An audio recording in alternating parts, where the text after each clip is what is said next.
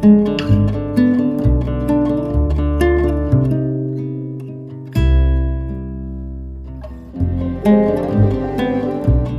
teman-teman, nama aku Jonathan, umur aku 14.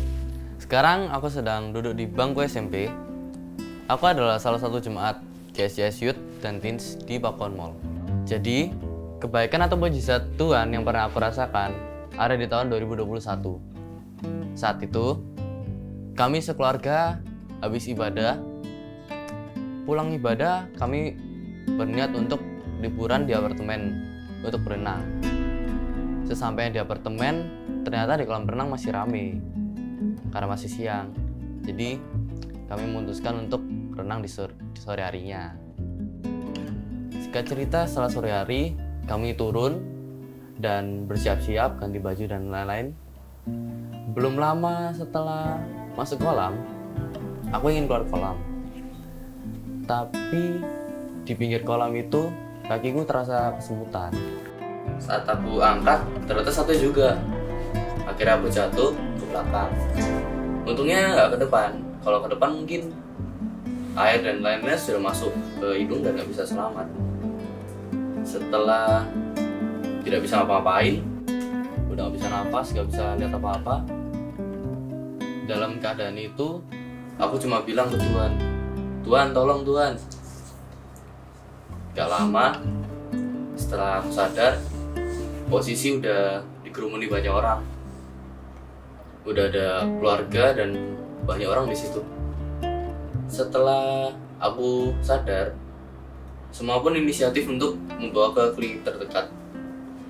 Setelah sampai di klinik, aku ditutupi selimut dan lain-lain untuk dihangatkan.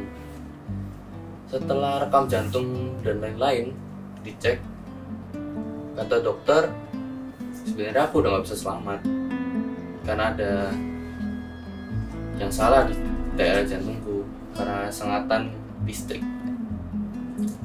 Setelah 1 hari atau 2 hari kejadian itu, aku tanya pada mama papa bagaimana ceritanya.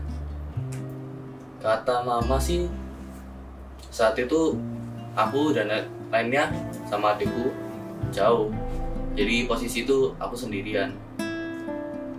Saat itu aku ditemukan berbaring sendirian. Saat mau dikeluarin dari kolam, rasanya seperti ada sengatan listrik gitu. Dan ternyata memang benar, lampu kolam itu konslet dan aku terkena aliran listrik itu.